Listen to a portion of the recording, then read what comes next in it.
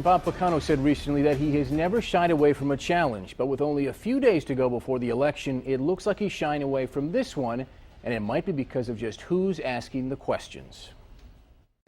In a first-of-its-kind event, candidates for CEO were invited to face questions not from voters, but from the county's other power brokers, elected officials who will have to work with the county executive for the next 4 years, like the county sheriff, prosecutor, and clerk. But something will be missing from the forum of candidates running for Wayne County CEO, and that would be the Wayne County CEO. He had voiced through his office a scheduling conflict. Bob Ficano hasn't missed a single debate or forum so far this election season, but he'll miss this one. Those inside his campaign say the real reason isn't a scheduling conflict, but because the unpopular CEO is anticipating a hostile crowd. And indeed, some in attendance haven't been in Ficano's fan club lately.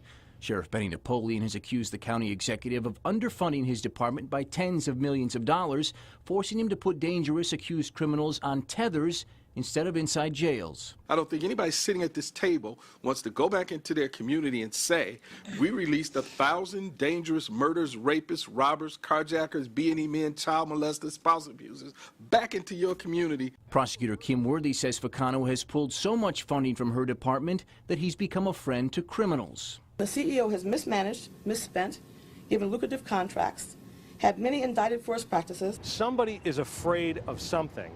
Otherwise, he would very likely be there.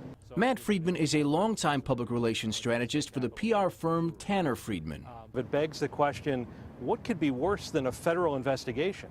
He's run a whole campaign under the cloud of federal investigation. Is there something that could happen in this event that would make that worse? It's hard to picture what that might be. The forum takes place July 31st, just 5 days before the election. For Ficano, who polls have shown in last place, it represents maybe his last highly publicized chance to convince voters he's still capable of righting the county's ship. As a leader of the county, for the past decades, you've had to have tough conversations with people you work with. And this would be another one. It would just be public. And you're experienced in public speaking, so this all should add up if you're trying to position yourself as the best leader for the next 4 years. Still, the forum will go on with or without Bob Ficano. The Register of Deeds' Bernie Youngblood, who organized the forum, agrees. It's tough to have a Wayne County CEO forum without the Wayne County CEO. That's true. Now, we should point out that in June, Kim Worthy endorsed Warren Evans for CEO. Youngblood has not endorsed anyone, but 12 years ago he did run against Ficano and lost. Like we said earlier, Ficano has not missed any debates or forums so far this election season, though some of his competitors like Evans have. Ficano was set to appear at one event today, and he attended one earlier this month with a decidedly more friendly crowd asking the questions. One of the moderators was a Ficano appointee.